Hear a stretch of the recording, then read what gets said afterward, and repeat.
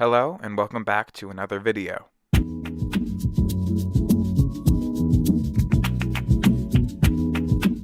Today we're going to be giving G3 Clawdeen a brand new makeover. Clawdeen is actually my favorite character from Generation 1, and I feel like her new design didn't really translate what I loved about her. This was actually my first doll in my Monster High collection when I was a lot younger, and so I want to replicate that fierceness that she used to have.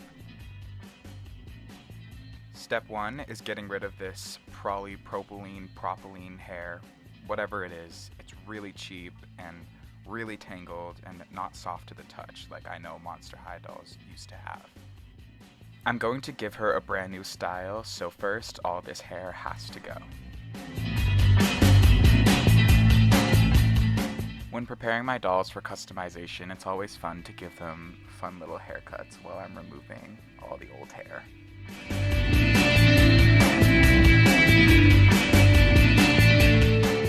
Once she's completely shaved, it's time to remove her head in order to take all the hair plugs from within her scalp. I would normally call myself a pro at removing dolls' heads, but I've heard that the plastic on this newer generation of Monster High actually has a tendency to snap really easily, so I didn't want to take any chances.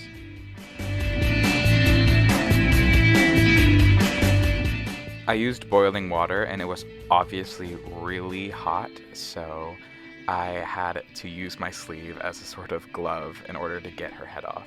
It was actually pretty hard to remove and I kept having to pour more boiling water onto the neck peg.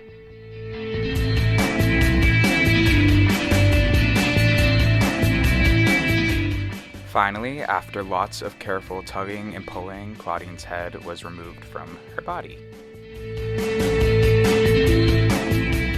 Once that's completed, it's time to remove the hair plugs from within her head.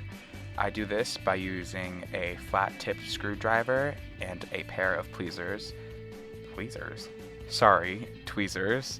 Anyways, we begin by scraping the inside of her head with the screwdriver and just kind of try to pull out as many as we can.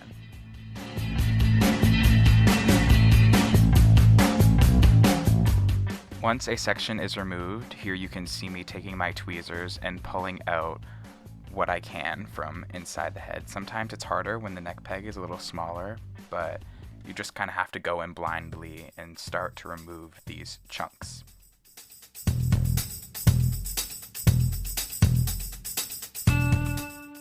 This process just repeats over and over until the entire head is clean of old hair. I do appreciate that this newer generation seems to use a lot less glue. And once that process is done, it's time to remove her face with 100% pure acetone nail polish remover. I soak a cotton pad with the acetone and then I try to remove the original painting in as few swipes as possible in order to not make too much of a mess on the doll's face. I love this part because we get to examine what the original sculpt looks like. Now that the doll's head is clean and ready, it's time to start the rerouting process. I will be using brown yarn for her new hair color, and I begin this process by measuring out how long I want each strand to be.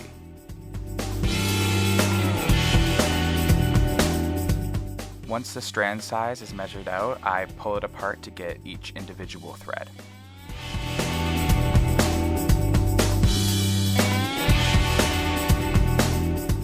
So I take the string of yarn and then I use a homemade rerouting tool.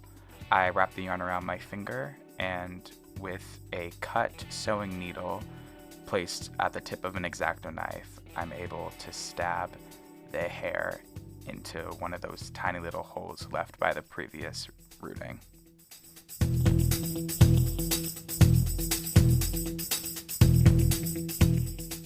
I then continue this process until her entire head is filled with yarn.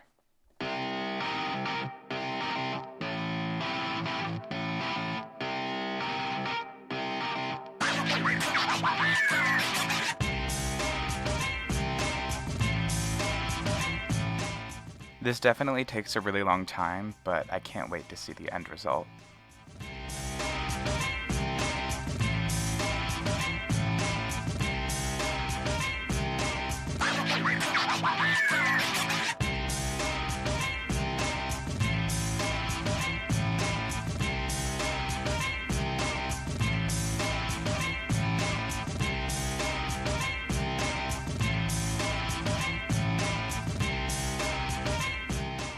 And once I finish up plugging in each individual strand, her head is filled with hair. I'm really excited. This is a great color on her, and I can already tell it's going to look good. To make sure that the hair doesn't fall out during the styling process, I use fabric glue, and I put it inside of the head and squish it around until it covers every strand inside.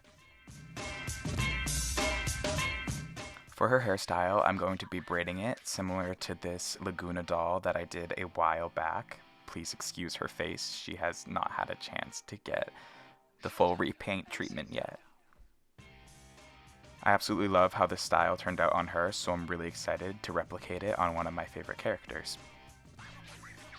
Unfortunately, I wasn't able to figure out how I could film this process, but essentially you just braid about 6 strands of yarn together, and eventually you'll end up with a full head of braids. I am so happy with how this looks, and it's so exciting. It's definitely really labor intensive, but it's cost effective and it looks amazing. To keep her hair and body protected, I wrap her up in plastic and painter's tape so that I can start the face repaint process. To be able to draw on the doll's face, I use this sealant called Mr. Super Clear. It creates a matte surface where my watercolor pencils are able to show up.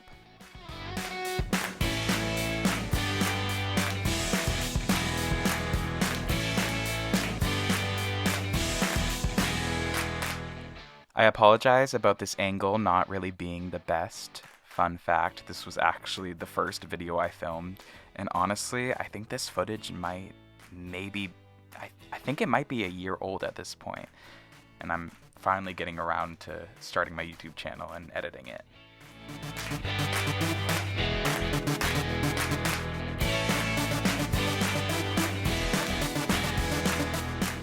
My main goal with this face-up was to bring back her fierce energy that she had in Generation 1. I feel like Generation 2 and Generation 3 didn't really have the Clawdeen that I know and I love. They went down a new route, which makes her a little nerdy rather than like a fashion designer. I felt the sketching process went really smooth. I actually really love Generation 3 Clawdeen's sculpt. I wanted her to have these long eyelashes and bold purple makeup just like she used to have in Generation 1.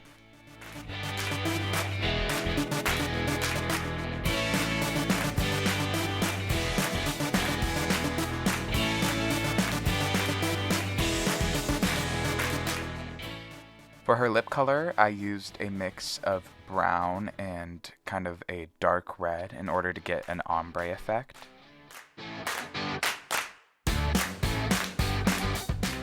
One of my favorite things to do when making a doll repaint is using soft pastels to give contour and blush. So you can see me doing this by using small makeup brushes and Q-tips.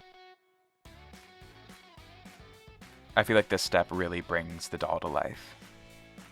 You can't really tell, but during this, I'm taking breaks to seal her face with some more Mr. Super Clear so that I can build up these colors on her skin.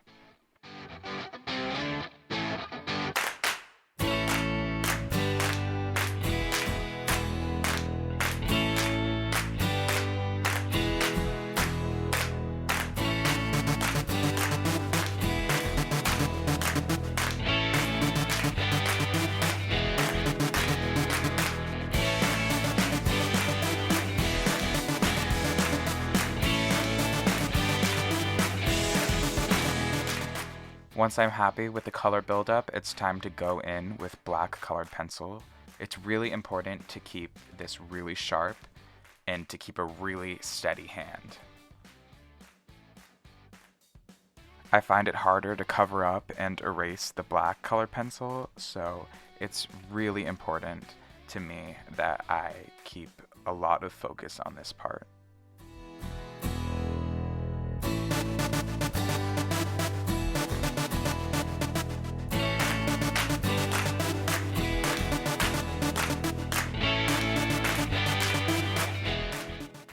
And once I finished tracing her dramatic winged liner and eyelashes, it's time to use white acrylic paint to add the eye shines.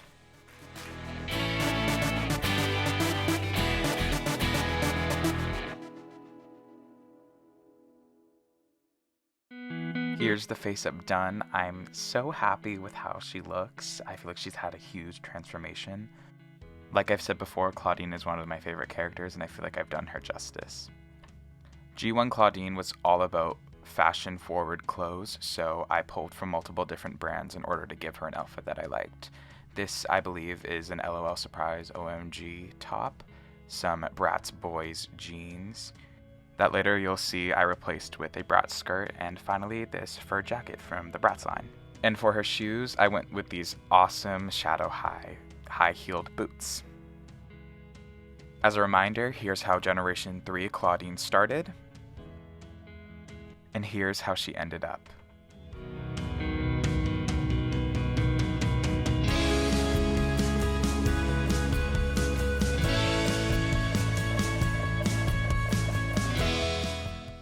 I'm really excited with how she turned out, and I'm so happy that I was able to bring this G1 vibe into the G3 model. Thank you so much for watching, and I'll see you in the next one.